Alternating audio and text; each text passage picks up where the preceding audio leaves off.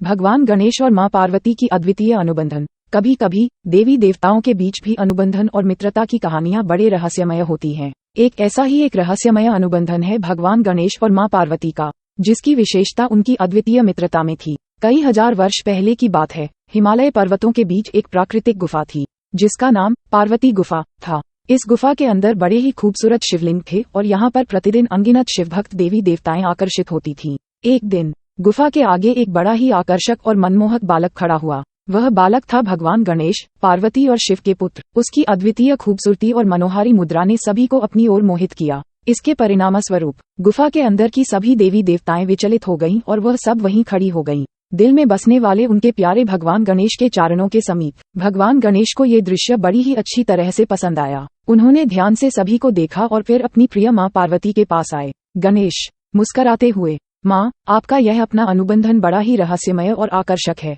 क्या आप मुझे इसके बारे में कुछ बता सकती हैं? पार्वती ने मुस्कराते हुए अपने पुत्र के पास बैठकर कहा, बेटा, ये गुफा हमारी स्वर्गीय लीलाओं की गहराइयों में बसी हुई है। यहाँ पर हम सभी देवी देवताओं के बीच मिलकर अपनी अनंत रसोई की बजाय अपनी मित्रता और सजीव अनुबंधन का आनंद लेते हैं। इस अनुबंधन का उद्देश्य हमें एक दूसरे के साथ एक मित्र की तरह जीने का आदर्श देना है। गणेश सोचते हुए, माँ, क्या मैं इस अनुबंधन का हिस्सा बन सकता हूँ? पार्वती प्यार से, बिल्कुल बेटा, तुम यहाँ पर हमारे साथ रहकर इस अनुबंधन का आनंद उठा सकते हो। ये तुम्हारे लिए अद्वितीय अनुभव होगा। इसके बाद गणेश ने अपनी माँ के साथ गुफा में बसने का निर्णय लिया और वह वहीं पर रहने लगे। गुफा में गणेश ने अपनी माँ के साथ अनेक दिवस बिताए और उन्होंने देवी देवताओं के साथ मिलकर एक नया रिश्ता बनाया। वह सभी के साथ खेलते, गीत गाते और उनके साथ अपने जीवन के बेहद मूल्यवान संवाद साझा करते। एक दिन एक देवी ने एक प्रश्न पूछा, गणेश, तुम्हारे पास कोई ब्राह्मण गुरु हैं जो तुम्हें विद्या और धर्म की शिक्षा दे सके? गणेश ने मुस्कुराते हुए उत्तर दिया, नहीं,